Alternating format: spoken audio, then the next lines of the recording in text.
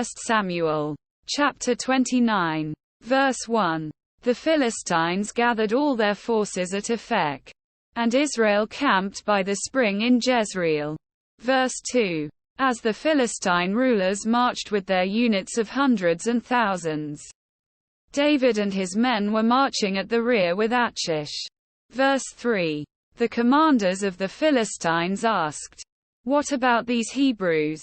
Achish replied, "Is this not David, who was an officer of Saul king of Israel?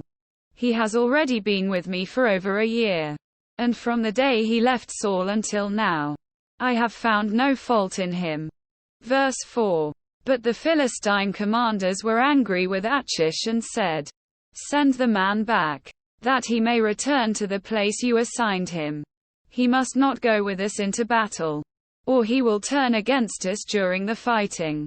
How better could he regain his master's favor than by taking the heads of our own men?"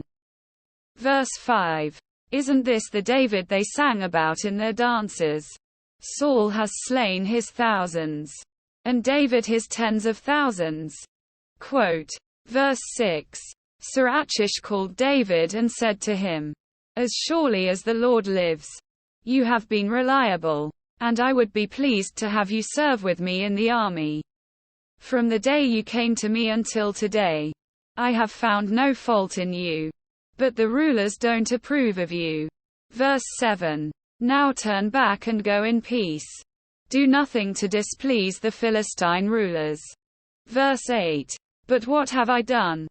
Asked David. What have you found against your servant from the day I came to you until now?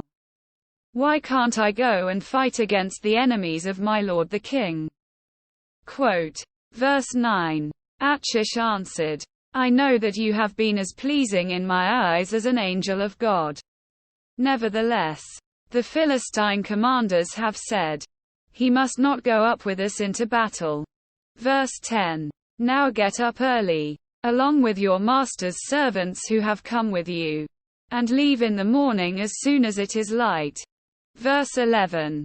So David and his men got up early in the morning to go back to the land of the Philistines. And the Philistines went up to Jezreel.